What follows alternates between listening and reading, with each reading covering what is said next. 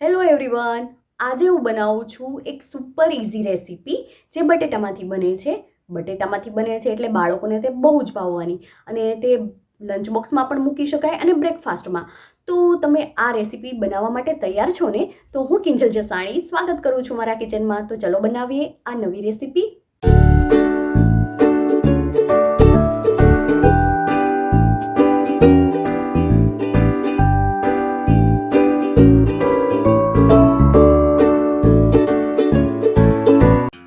આ રેસીપી બનાવવા માટે જોઈશે બાફેલા બટેટા અને ઘરની જ બધી જે હાથવગી સામગ્રી છે તેમાંથી જ બને છે એટલે ઝટપટ પણ બની જાય છે.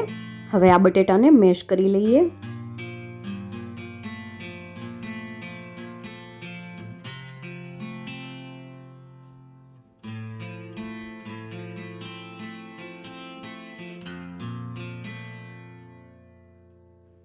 બટેટા મેશ થઈ જાય એટલે તેમાં એડ કરીશું લીલા મરચાં ક્રશ કરીને લીધા છે, ત્યારબાદ સમારેલી ડુંગળી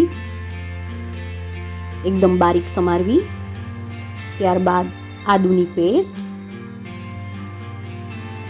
બ્રેડ ક્રમ્સ, ત્યારબાદ લાલ મરચું પાવડર, આમચૂર પાવડર,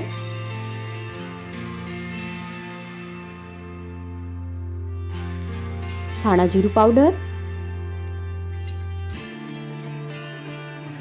મીઠું સ્વાદ પ્રમાણે,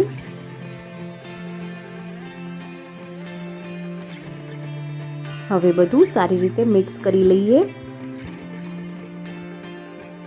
બધું મિક્સ થઈ જાય એટલે હવે જે કેન્ડીની સ્ટીક આવે છે તે લઈને તેના પર આ જે બટેટાનો મસાલો છે તે લઈને તેના લોલીપોપ બનાવી લઈશું. સારી રીતે હાથથી દબાવીને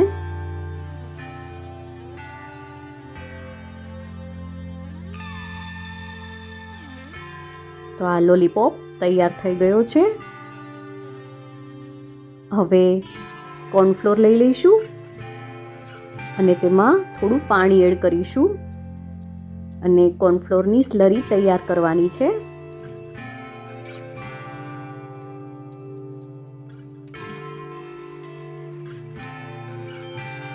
હવે વર્મીસિલ સેવ લઈ લઈએ. હવે જે આ લોલીપોપ બનાવ્યો છે તેને સ્લરીમાં ડીપ કરી દઈશું. લોલીપોપ પર સારી રીતે સ્લરી લાગી જાય એટલે આ લોલીપોપ પર હવે વર્મીસિલ સેવ કોટ કરી દેવાની છે.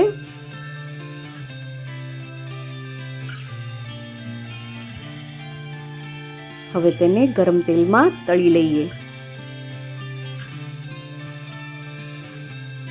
એકદમ ધીમા તાપે તળીશું.